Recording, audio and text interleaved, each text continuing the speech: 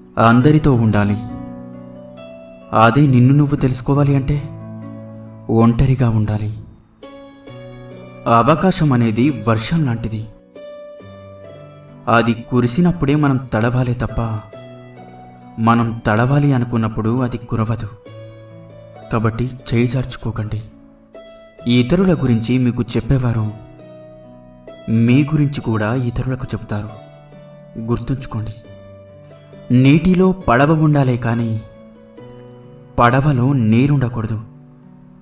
అలాగే జీవితంలో జ్ఞాపకాలు ఉండాలి కానీ జీవితమే జ్ఞాపకంగా మిగిలిపోకూడదు.